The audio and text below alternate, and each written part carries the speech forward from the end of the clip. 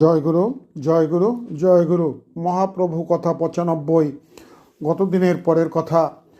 শ্রী অদ্বৈতের মনে আবার পুনরায় দুঃখ জাগিয়া উঠিল। নিমাই কি সত্যিই ভগবান? ইনি কি সত্যিই ভজনীয় বস্তু?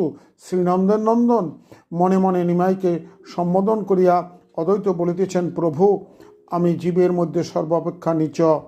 সকল ভক্ত তোমাকে বিশ্বাস করিয়া প্রেম সাগরে ভাসিয়া বেড়াইতেছেন। কেবল আমি এমন অধম মাঝে মধ্যে তোমাকে অবিশ্বাস করিতেছি।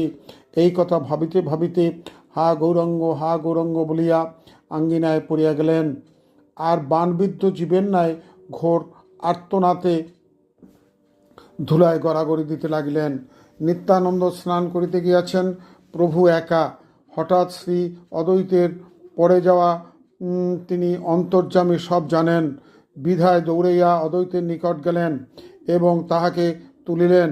পরক্ষণে নিমাই শ্রী অদ্বৈতকে ঠাকুর ঘরে নিয়ে গেলেন এবং বলিলেন, এই তো আমি সম্মুখে, তুমি আর কি চাও? অদ্বৈত বলিলেন, প্রভু বটে, তুমি যখন সম্মুখে তখন আমার চাহিবার কিছু নাই, কিন্তু তুমি কে?